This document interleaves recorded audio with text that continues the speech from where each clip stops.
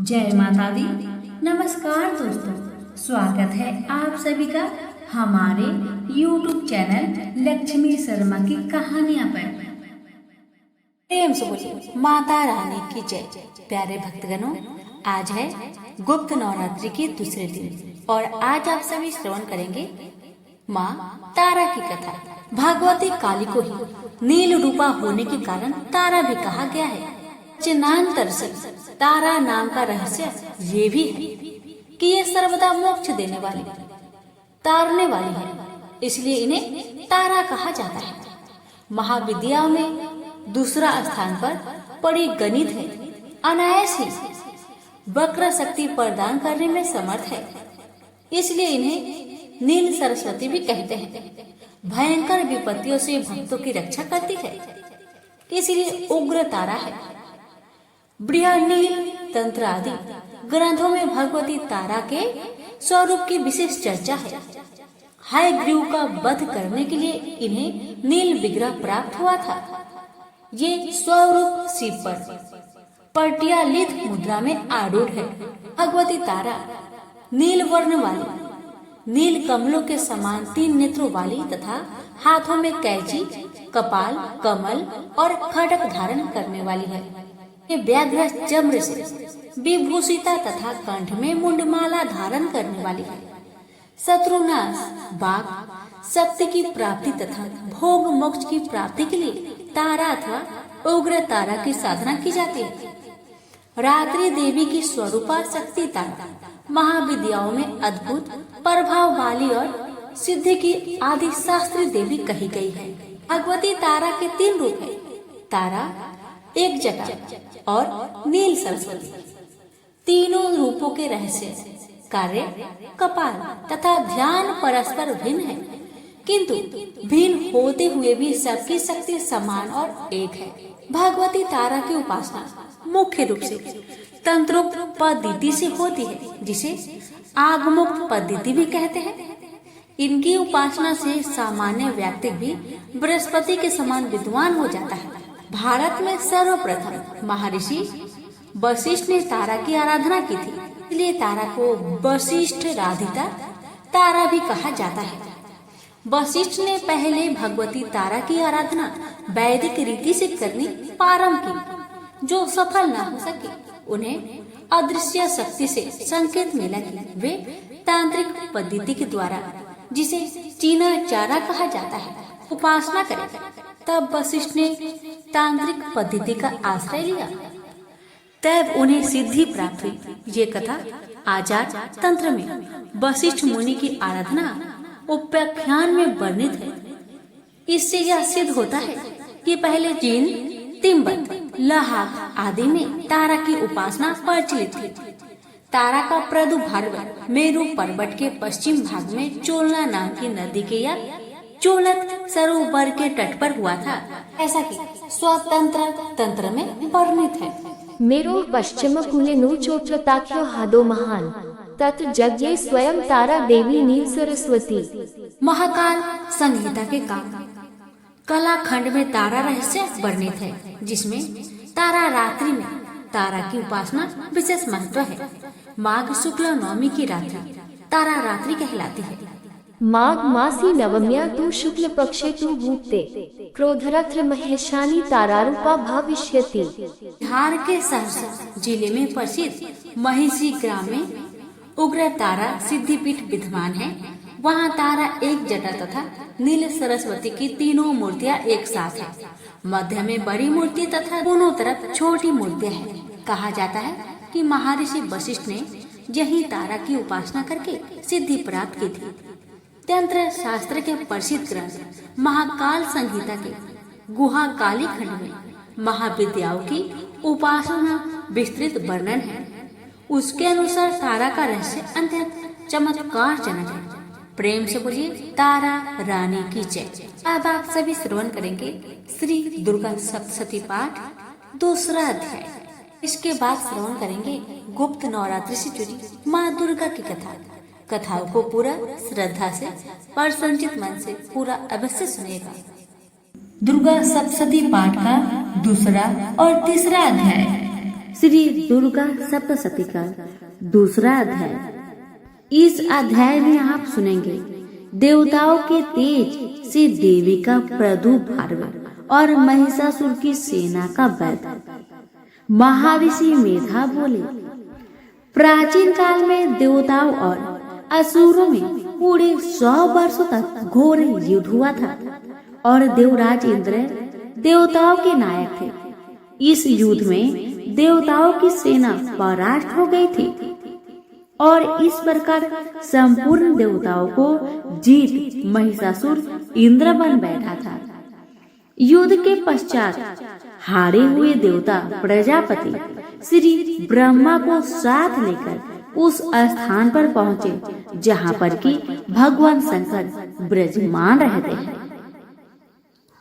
देवताओं ने अपनी हार का सारा वृत्तांत भगवान श्री विष्णु और शंकर जी से कह सुनाया। वह कहने लगे, हे प्रभु, महिषासुर सूर्य, चंद्रमा, इंद्र, अग्नि, वायु, यम, वरुण तथा अन्य देवताओं के सब अधिकार छीनकर सबका आदि शास्त्र स्वयं बन बैठा है। उसने समस्त देवताओं को स्वर्ग से निकाल दिया है। वह मनुष्य की तरह पृथ्वी पर विचर रहे हैं।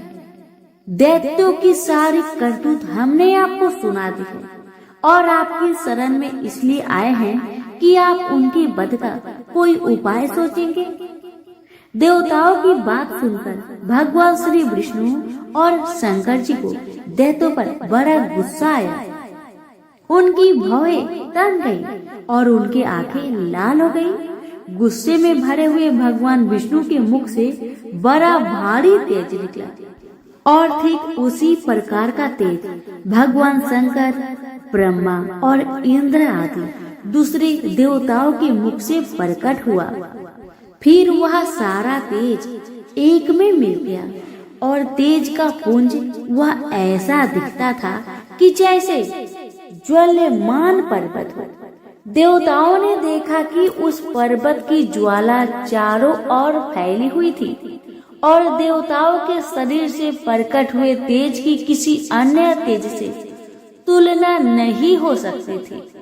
एक स्थान पर इकट्ठा होने पर वह तेज एक देवी के रूप में परिवर्तित हो गया और अपने प्रकाश से तीनों लोकों में व्याप्त जान पड़ा। वह भगवान शंकर का तेज था।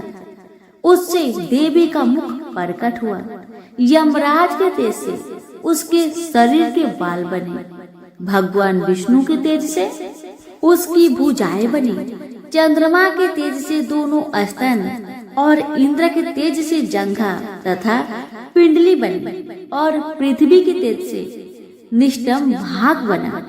ब्रह्मा के तेज से दोनों चरण और सूर्य के तेज से उनकी उंगलियां पैदा हुई। वसुओं की तेज से हाथों की उंगलियां एवं कुबेर के तेज से नासिका बनी। प्रजापति के तेज से उनके दांत और अग्नि के तेज से उनके नेत्र बने। संध्या की तेज से उनकी भौहें और वायु की तेज से उनके कान प्रकट हुए। इस प्रकार उस देवी का प्रादुर्भाव हुआ था। महिषासुर से पराजित देवता उस देवी को देखकर अत्यंत प्रसन्न हुए। भगवान शंकर ने अपने त्रिशूल में से एक त्रिशूल देवी माँ को दिया और भगवान विष्णु ने अपने चक्र में से एक चक्र निकालकर देवी को दे दिया। वरुण देव ने देवी माँ को शंख भेंट किया। अग्नि ने इसे शक्ति दी। वायु ने देवी माँ को धनुष और बाण दिए।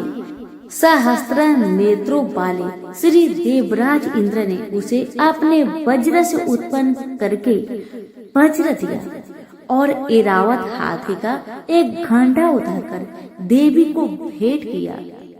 यमराज ने उसे काल दंड में से एक दंड दिया। वरुण ने उसे पास दिया।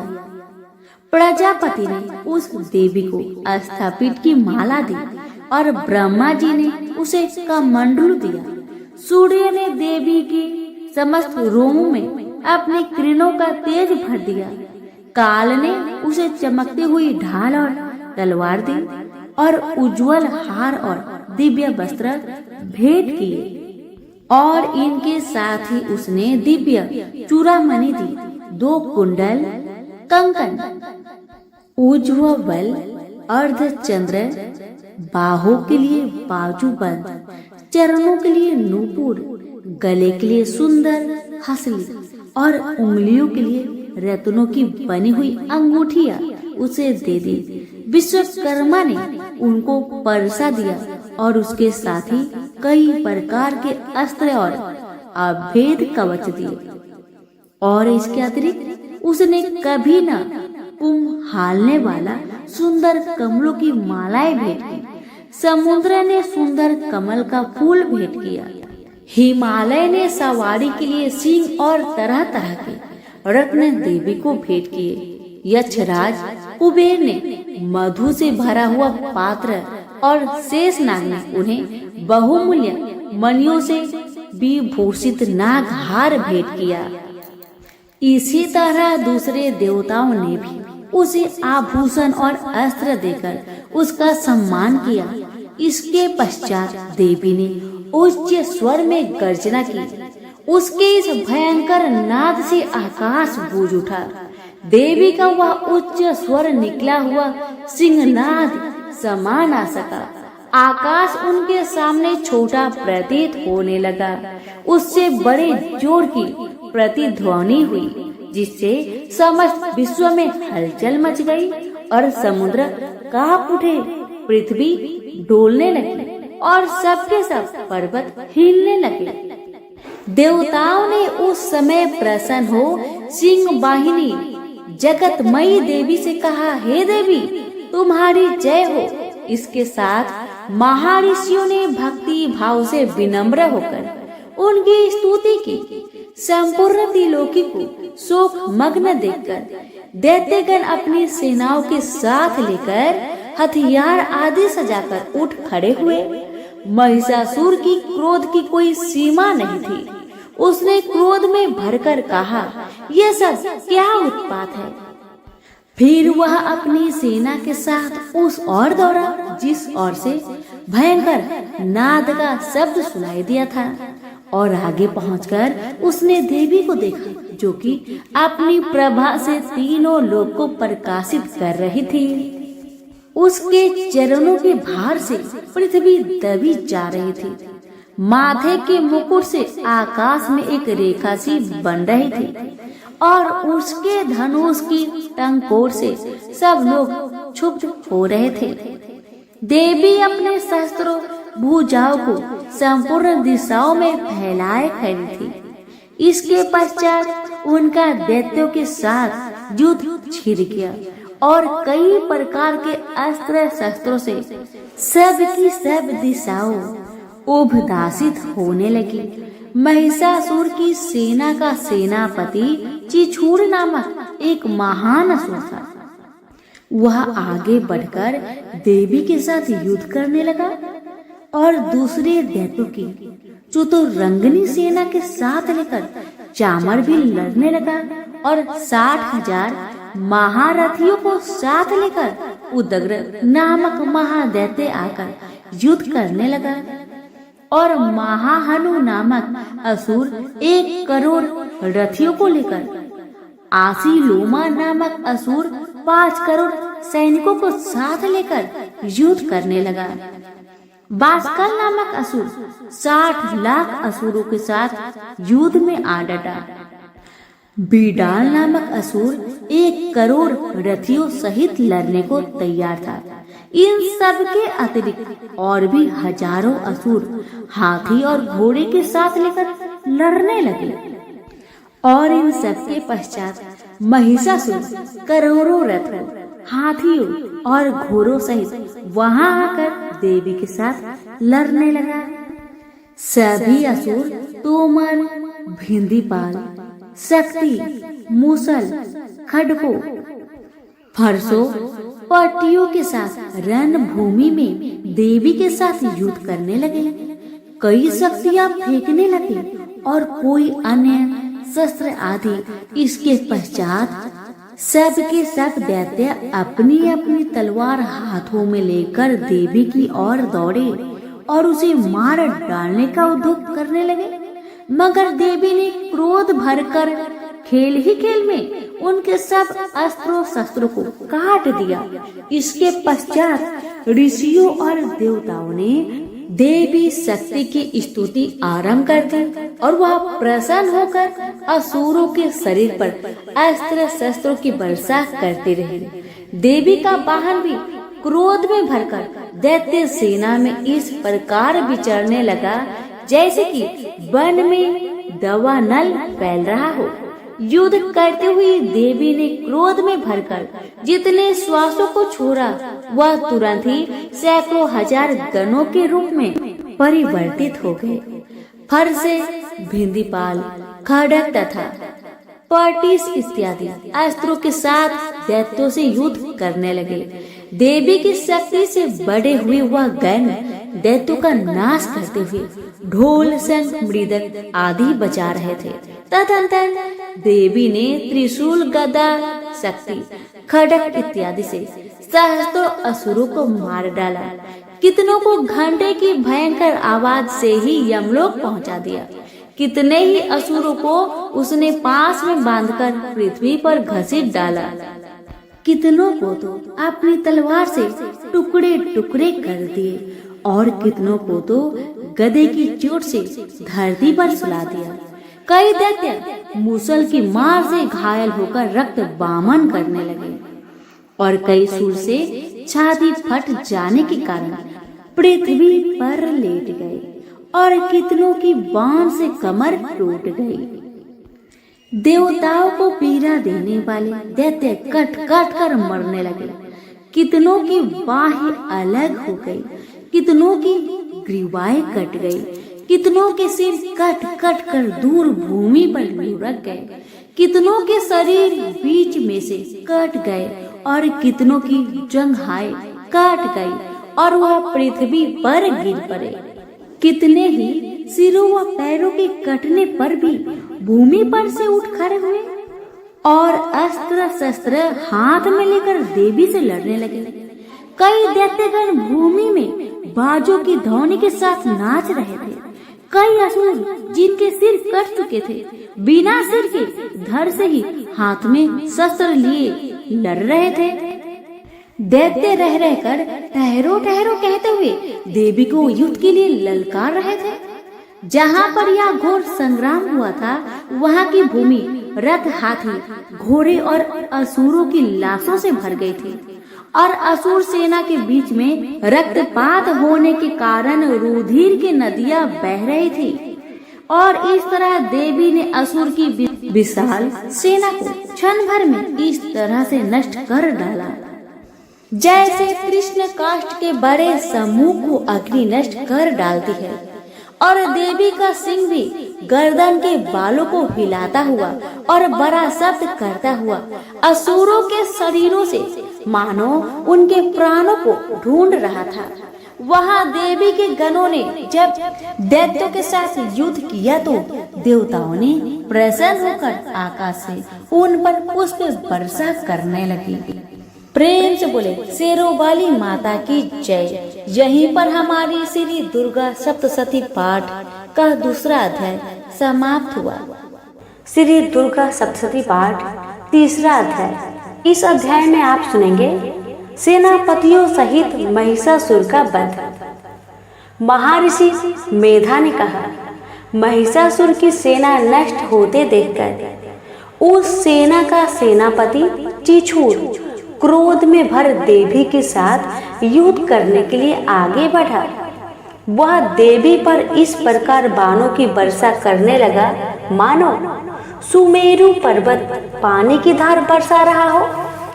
इस प्रकार देवी ने अपने बाणों से उसके बाणों को काट डाला तथा उसके घोड़ों व सारथी को मार दिया। साथ ही उसके धनुष और उसकी अन्य ऊंची ध्वजा को भी काट कर नीचे गिरा दिया। उसका धनुष कट जाने के पश्चात उसके शरीर के अंगों को भी अपने बाणों से बीध दिया। धनुष, घोड़े और सारथी के नष्ट होने पर वह असुर ढाल और तलवार लेकर देवी की तरफ आया। उसने अपनी तीक्ष्ण धार वाली तलवार से देवी के सिंह के मस्तक पर प्रहार किया और बड़े वेग से देवी की बाईं भुजा पर वार किया, किंतु देवी की बाईं भुजा को छूते ही उस दैत्य की तलवार टूटकर 2 टुकड़ों में बट गई। इससे दैत्य ने क्रोध में भरकर शूल हाथ में लिया और भद्रकाली देवी की ओर फेंका। देवी की ओर आता हुआ वह शूल आकाश से गिरते सूर्य के समान प्रज्वलित हो उठा। शूल को अपनी ओर आते हुए देखकर देवी ने भी शूल छोड़ा और महासुर के शूल के 100 टुकड़े कर दिए और साथ ही महासुर के प्राण भी हर लिए। ईछुर के मरने पर देवताओं को दुख होने वाला चामार नामक दैत्य हाथी पर सवार होकर देवी से लड़ने के लिए आया और उसने आने के साथ ही शक्ति से प्रहार किया, किंतु देवी ने अपनी हुक्कार से ही उसे तोड़कर पृथ्वी पर डाल दिया। शक्ति को टूटा हुआ देखकर दैत्य ने क्रोध से लाल होकर शूल को चलाया, किंतु देवी ने उसको भी काट दिया। इतने में देवी का सिंह उछलकर हाथी के मस्तक पर सवार हो गया और दैत्य के साथ बहुत ही तीव्र युद्ध करने लगा। और फिर वह दोनों लड़ते हुए हाथी पर से पृथ्वी पर आ गिरे और दोनों बड़े क्रोध से लड़ने लगे। फिर सिंह बड़े जोर से आकाश की ओर उछला और जब पृथ्वी की ओर आया तो उसने अपने पंजे से चामर का सिर धड़ से अलग कर दिया।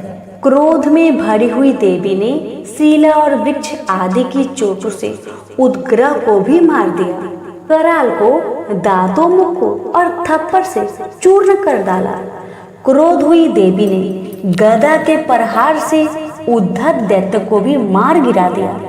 हिंदी पाल से बास्कल को बाणों से तार में तथा अंधक को मौत के घाट उतार दिया। तीनों नेत्रों वाली परमेश्वरी ने त्रिशूल से उग्रासय, उग्रवीर्य और महामनु नामक राक्षस को मार गिराया।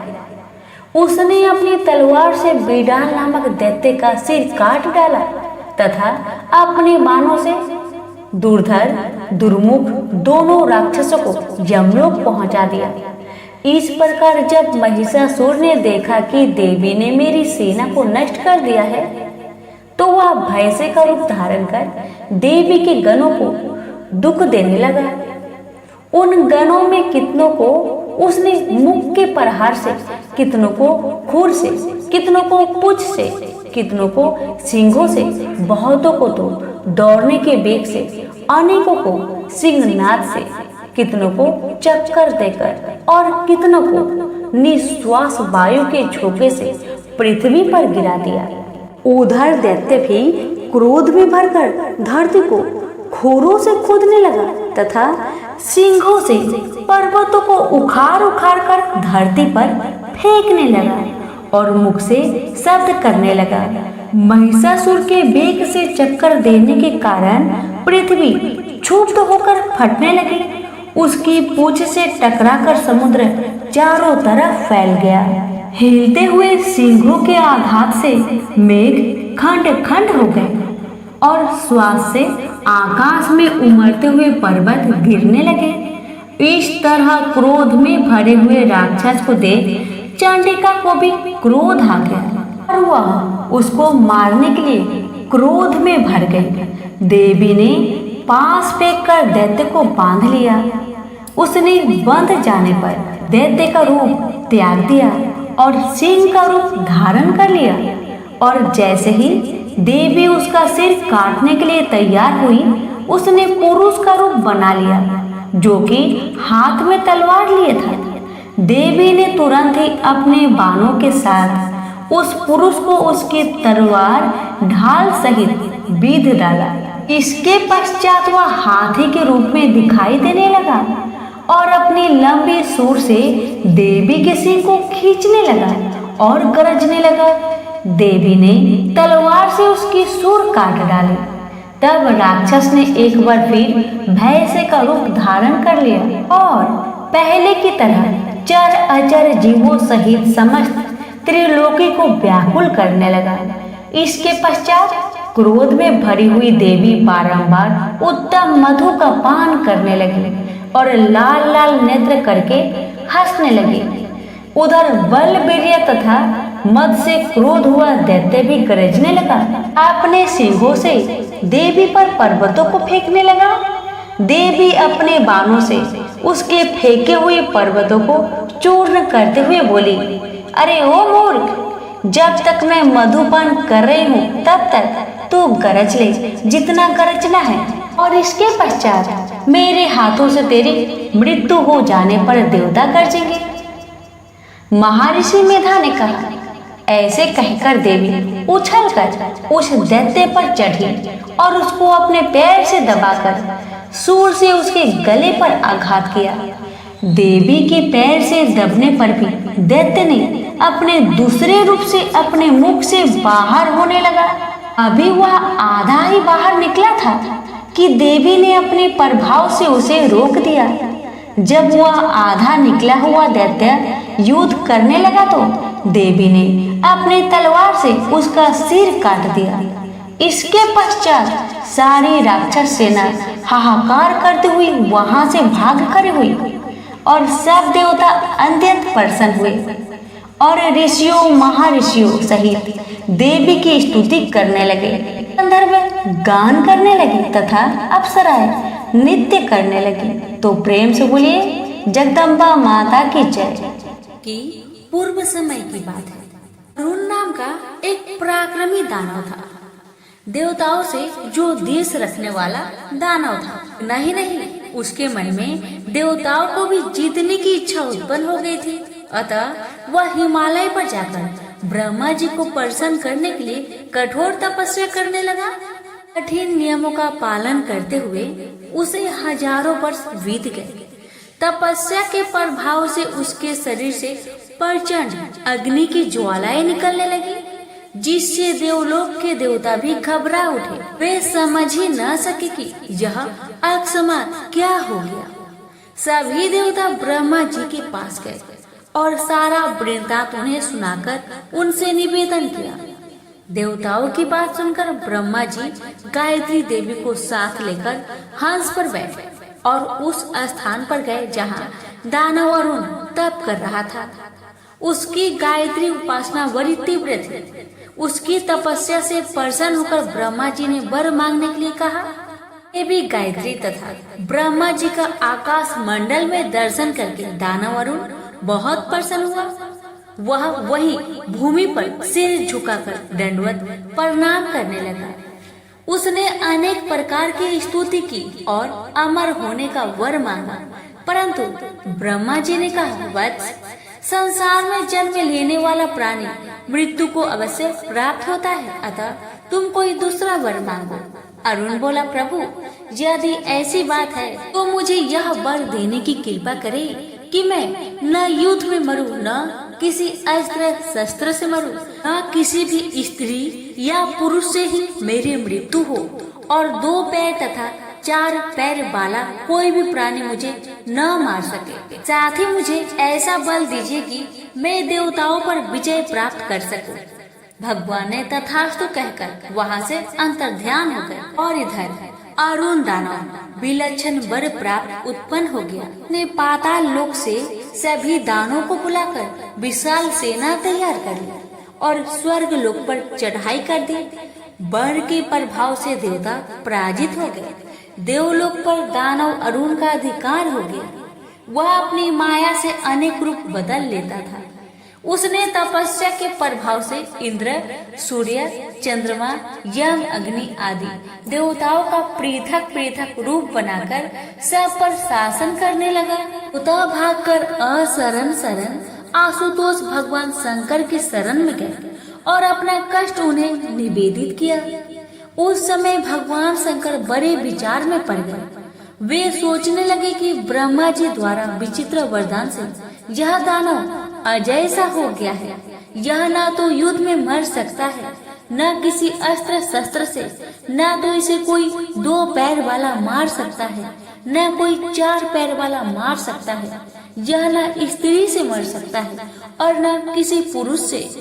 वे बड़ी चिंता में पड़ गए और उसके वध का उपाय सोचने लगे।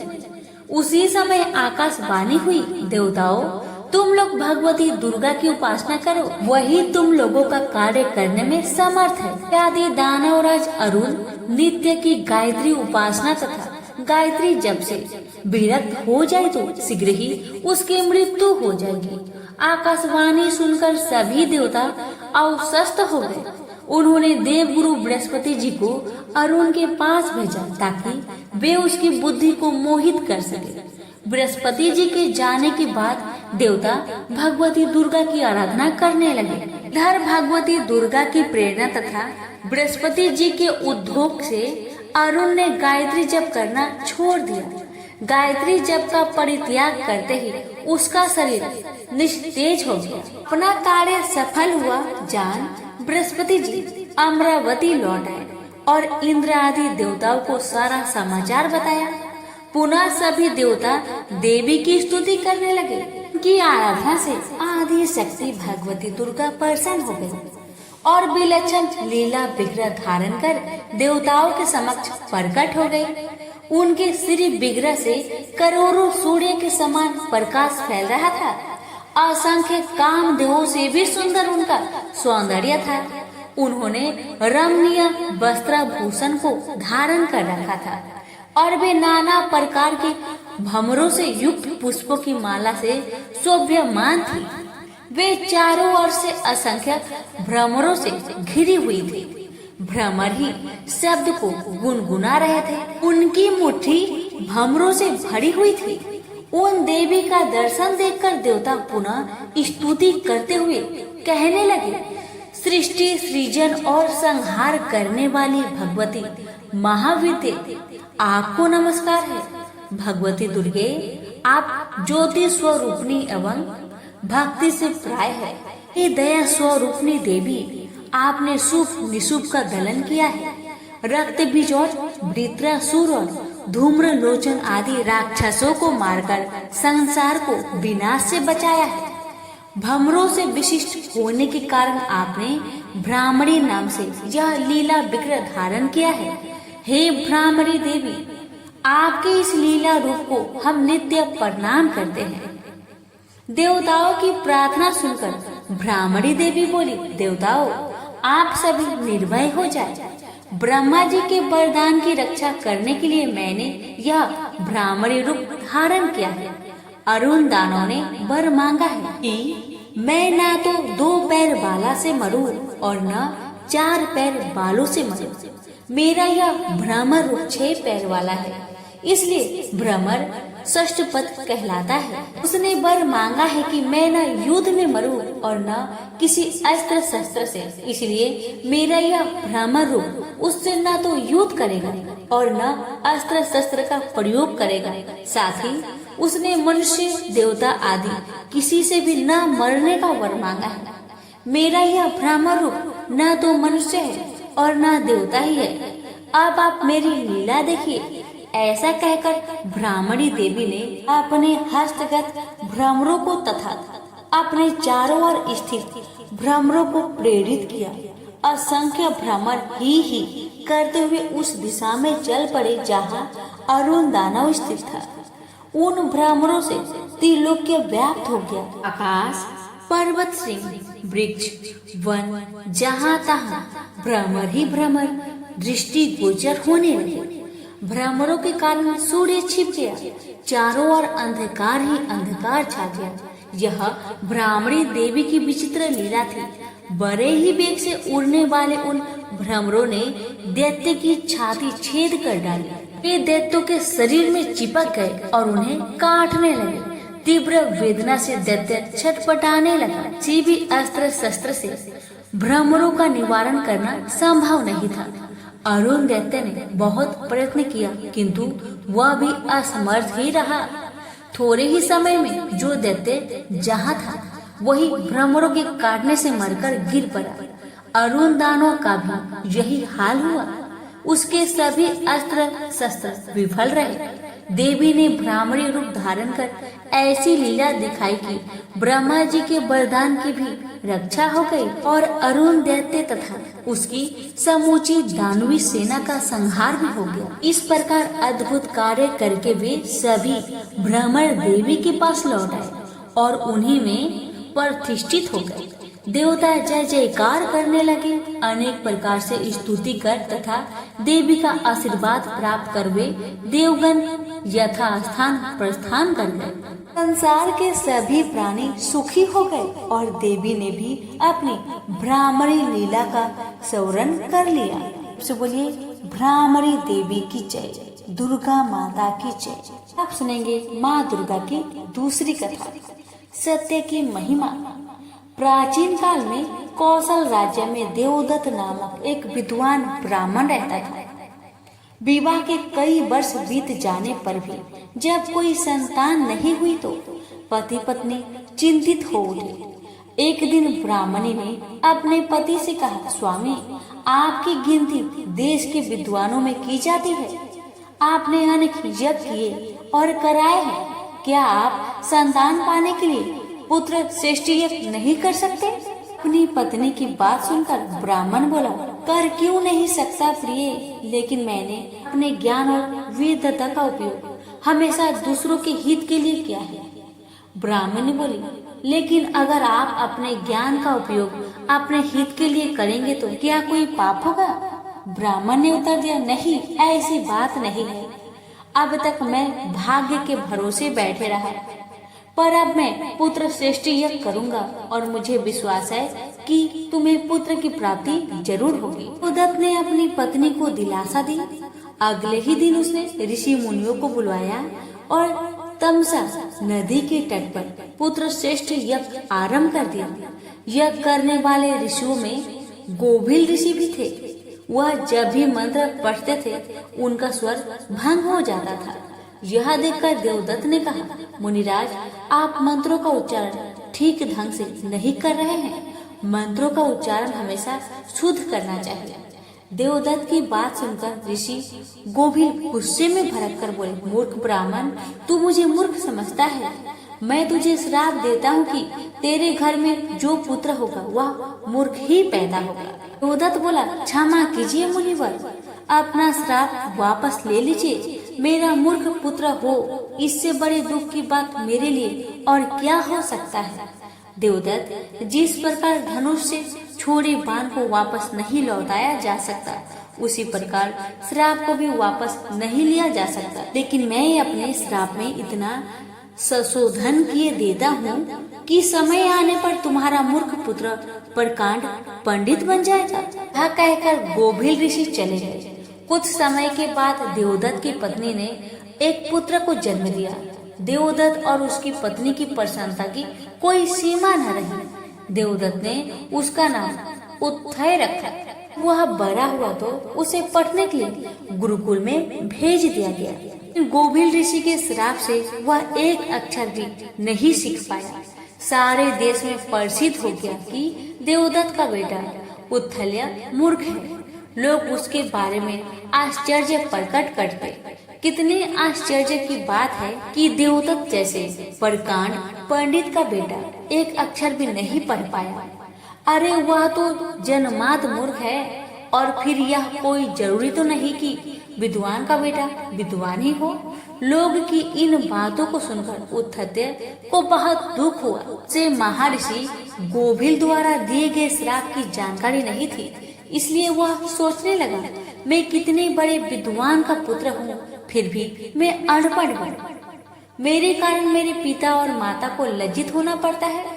इसलिए मुझे घर छोड़कर ऐसे स्थान में चले जाना चाहिए जहाँ मुझे कोई पहचानता न हो। इससे मैं और मेरे माता पिता लोगों की निंदा सुनने से बच जाएंगे। यह सोचकर उत्थत्य एक रात अपने माता पिता को छोड़कर चुपचाप घर से निकलकर घने वनों की ओर चल दिया। गंगा के किनारे पहुंचकर उसने एक कुटी बना ली और वही रहने लगा। लेकिन वह पढ़ा लिखा नहीं था, इसलिए न जप जानता था न पूजा आराधना।